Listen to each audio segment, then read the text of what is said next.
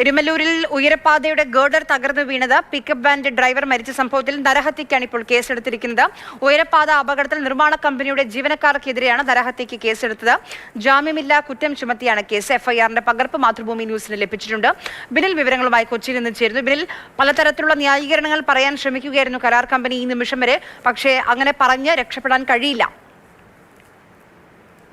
തീർച്ചയായും അങ്ങനെ രക്ഷപ്പെടാൻ കഴിയില്ല. അങ്ങനെ നിയമത്തിന് ഈ കരാർ കമ്പനിയെ രക്ഷപ്പെടുത്തി കൊണ്ടുപോകാനും കഴിയില്ല. കാരണം അത്രമാത്രം വലിയൊരു അപകടം തന്നെയാണ് ഇവിടെ സംഭവിച്ചത്. ഇത് ആ സമയം മാറിയിരുന്നെങ്കിൽ, കുറച്ചുകൂടി കഴിഞ്ഞിട്ടുള്ളൊക്കെ ഒരു സമയമായിരുന്നെങ്കിൽ ഇതിൽ കൂടുതൽ വാഹനങ്ങൾ ഈ സ്ഥലത്ത് തന്നെ അപകടത്തിൽപ്പെടുമായിരുന്നു. അതുകൊണ്ടാണ് ഇപ്പോൾ ഈ കരാർ കമ്പനിയുടെ ജീവനക്കാർക്കെതിരെ കുറ്റകരമായ നരഹത്യ കുറ്റം ചുമത്തിക്കൊണ്ടുള്ള എഫ്ഐആറിലേക്ക് പോകാൻ പോലീസ് നിർബന്ധിതരായിരിക്കുന്നത്. നേരത്തെ ഈ കരാർ കമ്പനിയുടെ നിർമ്മാണ പ്രവൃത്തികളുമായി ബന്ധപ്പെട്ട പല പരാതികളും ഉണ്ടായിരുന്നു.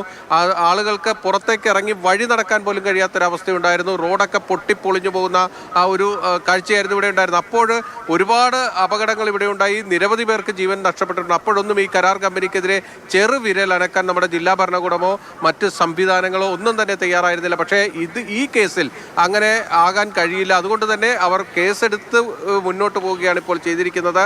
കുറ്റകരമായ നരഹത്യ കുറ്റം ചുമത്തിയിരിക്കുന്നു. ജാമ്യമില്ലാ കുറ്റമാണ്. അതിൽ തന്നെ ആ എഫ്ഐആർ പരിശോധിക്കുമ്പോൾ തന്നെ കാര്യങ്ങൾ കൃത്യമായി പറയുന്നുണ്ട്. യാതൊരുവിധ സുരക്ഷാ മുൻകരുതലുകളും ഇല്ലാതെയാണ് ഇത്രയും വലിയ ഗട്ടറുകൾ ഉയർത്തി സ്ഥാപിച്ചു കൊണ്ടിരുന്നത്.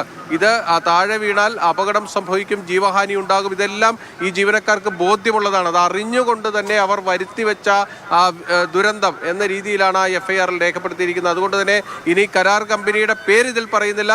ഈ അരൂർ തുറവൂർ ഉയരപ്പാതയുടെ കൺസ്ട്രക്ഷൻ കമ്പനി എന്ന് മാത്രമാണ് പറയുന്നത് അതിലെ ജീവനക്കാർ. ഇനി ആ ജീവനക്കാർ ആരൊക്കെ എന്നത് പോലീസിന്റെ അന്വേഷണത്തിലാണ് വെളിവാകേണ്ടത്. ഇതിന്റെ ഉത്തരവാദിത്തപ്പെട്ടവരാര്, ഇതിന്റെ ചുമതലക്കാരായ എഞ്ചിനീയർമാർ, സുരക്ഷാ ഉദ്യോഗസ്ഥരുണ്ടെങ്കിൽ അവർ അങ്ങനെയുള്ള ആളുകളെ കണ്ടെത്തി അവർ പ്രതിയാക്കി അവരെ അറസ്റ്റ് ചെയ്യുന്ന അടക്കമുള്ള നടപടികളിലേക്ക് ഇനി പോലീസിന് പോകേണ്ടി വരും. അത് അധികം വൈകാതെ തന്നെ സംഭവിക്കുമെന്ന് നമുക്ക് പ്രതീക്ഷിക്കുകയും ചെയ്യാം. ഇതിനു മുൻപുണ്ടായ പല ദുരന്തങ്ങളിലും കൃത്യമായ നടപടി ഈ കരാർ കമ്പനിക്കെതിരെ എടുക്കാതിരുന്നതിൻ്റെ ഒരു തിക്തഫലം കൂടിയാണ് ഇതെന്ന് നമുക്ക് കൃത്യമായി പറയേണ്ടി വരും. കാരണം ഇത് ആദ്യമായിട്ടല്ല ഇവിടെ അപകടം ഉണ്ടാകുന്നത്. മുൻപൊക്കെ അപകടം ഉണ്ടാകുമ്പോൾ അതിനൊക്കെ നിസ്സാരവൽക്കരിച്ച് ഇതൊരു ഹൈവേ നിർമ്മാണമാണ്, അത് നടക്കട്ടെ എന്ന രീതിയിലേക്ക് ഇവർക്ക് പല രീതിയിൽ പല ഒഴിവ് കഴിവുകളും ചെയ്തു കൊടുത്തതിൻ്റെ കൂടി ഒരു ഫലമായിട്ട് വേണം ഇതിനെ കാണാൻ.